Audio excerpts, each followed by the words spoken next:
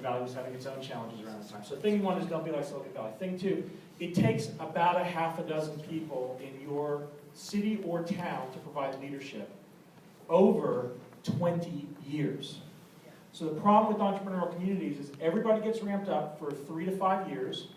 There's economic disruption or something happens or people get rich and decide to go to Hawaii or they buy big houses and move out to Waltham and can no longer, hang out in Cambridge where all the action is.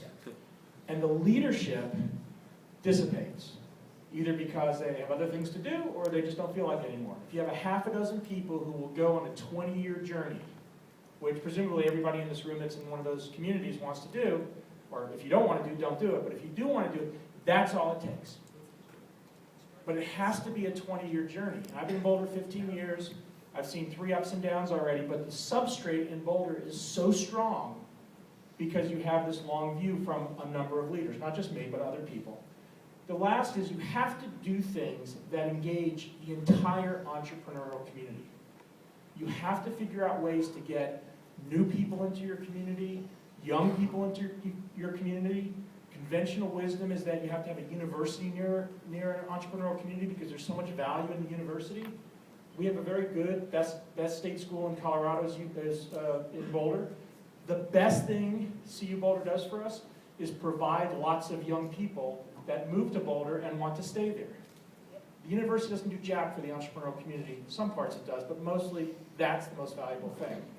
The experienced entrepreneurs, second-time entrepreneurs, third-time entrepreneurs, people that have been run over by a truck, people that have had a piano fall on their head, people who have been dropped in a pit, who was sued $250 million, that's more than me. I was only sued for $150 million.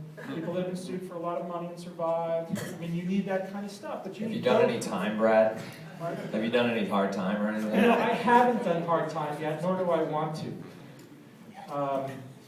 That's it. But I'm thinking about it. It's an interesting question. I was trying to figure out where I've been that felt like hard time, but I can't say. I know what that is.